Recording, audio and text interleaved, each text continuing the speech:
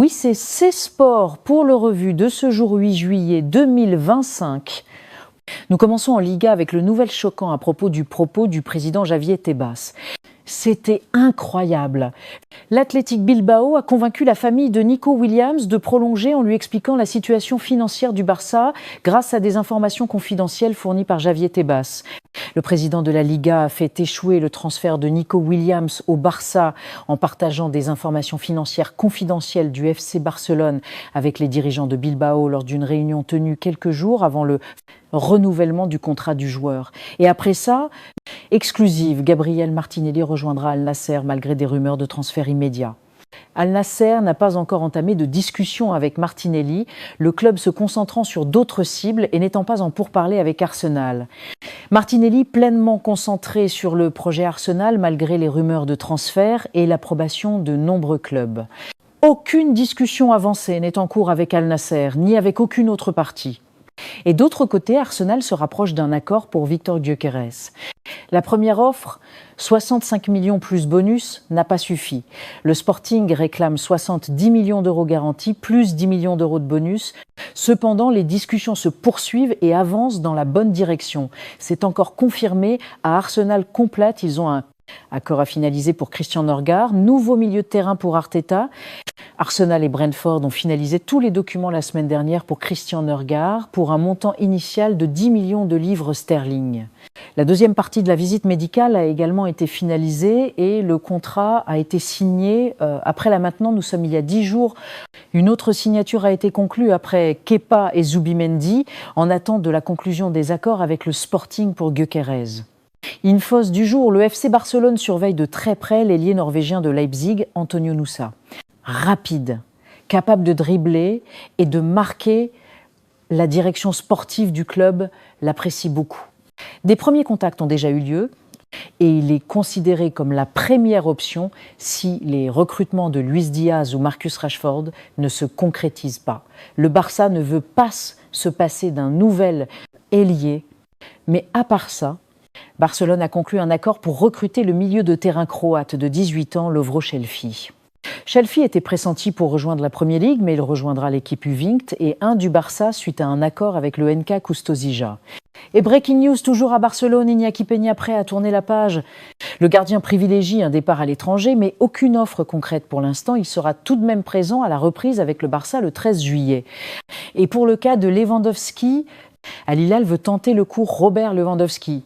Robert Lewandowski serait désormais une option envisagée par Al Hilal suite à l'échec des négociations avec Osimhen. C'est parti pour Ángel Di María, revient à son club de maternité Rosario Central après 18 ans. Il était en larmes lors de la présentation de Rosario Central, alors qu'il retournait à son club enfant.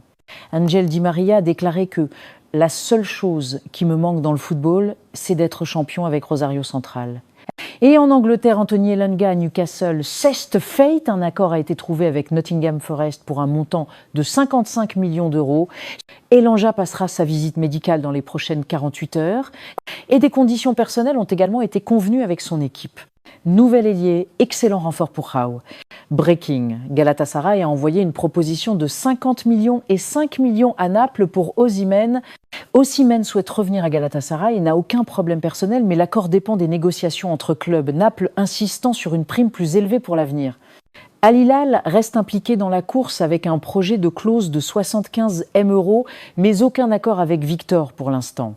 Le joueur a donné son feuille verte, mais le Napoli veut que les clubs intéressés payent la clause. Et à Madrid, Gonzalo Garcia va finalement rester au Real Madrid. Le club ne compte écouter aucune offre, ni pour un prêt, ni pour un transfert définitif. Une décision forte qui prouve la confiance totale du staff et de Xabi Alonso envers le jeune attaquant, auteur d'une Coupe du Monde des clubs exceptionnelle. Après ça, Kylian Mbappé a décidé de retirer sa plainte contre le PSG pour harcèlement moral et extorsion.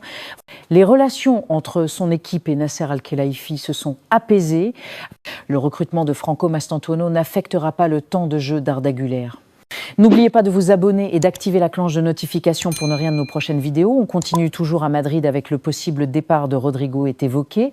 Le club et le nouvel entraîneur Xabi Alonso ayant accepté de le laisser partir si une offre appropriée leur parvenait. Arsenal a mené des discussions préliminaires avec l'entourage du joueur et d'autres clubs de Premier League suivent sa situation de près. Et le Bayern de Munich vient de rejoindre la liste des clubs intéressés par Rodrigo Goe. Le club allemand s'ajoute donc à la concurrence déjà présente. Arsenal, PSG, Chelsea et Manchester City sont également sur le dossier. Toutefois, le Real Madrid ne compte pas brader son joueur. Le club n'écoutera aucune offre en dessous de 80 millions d'euros. Et à Liverpool, ça se presse concernant le cas de Konaté a toujours été une cible pour le Real Madrid. Le Real Madrid pourrait avoir informé Konaté de son souhait de le recruter ultérieurement si sa situation contractuelle le permet. Des désaccords existent au sein de Liverpool concernant le renouvellement du contrat de Konaté, ce qui pourrait donner au Real Madrid l'opportunité de le recruter en 2026. Et pour les sanctions, l'UEFA a rejeté l'appel du Real Madrid concernant les sanctions infligées à Antonio Rudiger, Kylian Mbappé et Dani Ceballos. L'amende imposée au club après le match contre Arsenal à Londres est également maintenue. Et à Barcelone, n'envisage pas de recruter Dumfries. Barcelone voit Koundé comme titulaire au poste d'arrière latéral. Flick fait confiance au développement d'Hector Ford et Eric Garcia est une bonne option. Selon Diarios AS, l'agent de Luis Diaz veut ajouter une clause spéciale dans le contrat. Si le FC Barcelone ne parvient pas à inscrire le joueur officiellement, par exemple à cause des règles financières de la Liga, le club devra quand même lui verser une grosse somme d'argent. Cela veut dire que même si Luis Diaz ne joue pas, Barcelone devrait payer une indemnité. Une demande qui complique encore plus les négociations déjà très tendues entre le joueur et le club catalan. Encore en Angleterre, Lucas Paquetá dans la tourmente. Accusé d'avoir manipulé ses cartons jaunes pour des paris, le Brésilien risque une lourde sanction. West Ham est plombé par cette affaire qui traîne depuis près de 2 ans. Et assez officiel, Tottenham a finalisé la signature de Kota Takai, 20 ans, en provenance du club japonais Kawasaki Frontale. Le montant du transfert est d'environ 5 millions d'euros pour le défenseur. Et breaking encore concernant Arsenal, voulait recruter Benjamin Sesko, mais le RB Leipzig a demandé 100 000 € pour l'attaquant slovène, montant jugé trop élevé par les Gunners. À seulement 6 ans, Damian Cech, fils de Petr Cech, a signé son premier contrat professionnel avec Fulham. Le lien du sang se transformait. Il est gardien de but, tout comme son père, à Manchester United. Matheus Cunha débarque à Manchester United et récupère le mythique numéro 10 laissé par Rashford.